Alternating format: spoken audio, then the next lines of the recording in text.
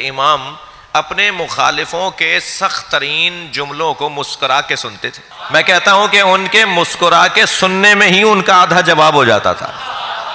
اخلاق سے بہتر تو جواب ہی کوئی نہیں ہے نا.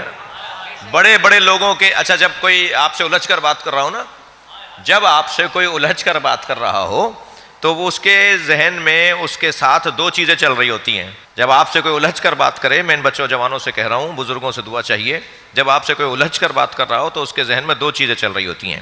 ایک تو وہ سوال، وہ الجھن، وہ بات جو وہ آپ سے پوچھنا چاہتا ہے. دوسرا اس کا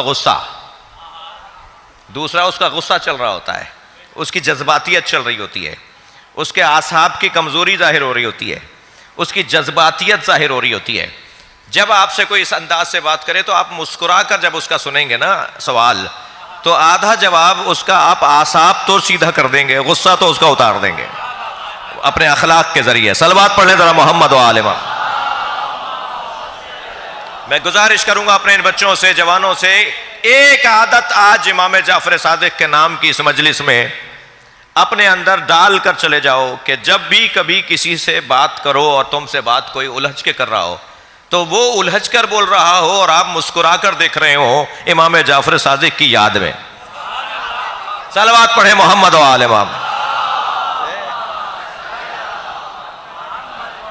مولا ہم آپ کو راضی کرنے کے لیے، کیونکہ آپ کا اخلاق ایسا تھا، آپ کی سیرت پر عمل کرتے ہوئے ہم اپنے مخالف کو مسکرا کر سنتے ہیں، ہم اپنے مخالف کی بات کو مسکرا کے سنتے ہیں، تو آدھا مسئلہ تو اسی وقت حل ہو جائے گا. مگر کیا کریں کہ ہمارے ہاں کچھ تو مہنگائی نے، کچھ عدم علم نے، کچھ گھر کی تربیت کے فقدان نے، کچھ تعلیمی اداروں کی نااہلی نے، اور کچھ گلی کوچوں کے مسئلوں نے اتنا زیادہ ہمیں سیرت اہل بیت سے دور کر دیا ہے کہ وہ جیسا ہونا چاہیے ایسا نہیں ہے. تو کیسے مسئلہ حل ہوگا؟ مسئلہ ایسے حل ہوگا کہ ہمیں اوروں سے کچھ بہتر ہونا ہے. میرے مولا فرماتے ہیں، میرے مولا امام جعفر صادق فرماتے ہیں،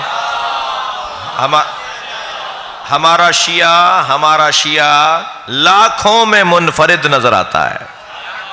پوری آبادی میں کہا جاتا ہے کہ اس سے جا کر بات کرو، وہ جعفر صادق کا ماننے والا ہے، وہ ممتاز نظر آتا ہے، وہ لوگوں میں علیحدہ نظر آتا ہے، وہ اپنے کردار سے علیحدہ نظر آتا ہے، وہ اپنے گفتار سے علیحدہ نظر آتا ہے.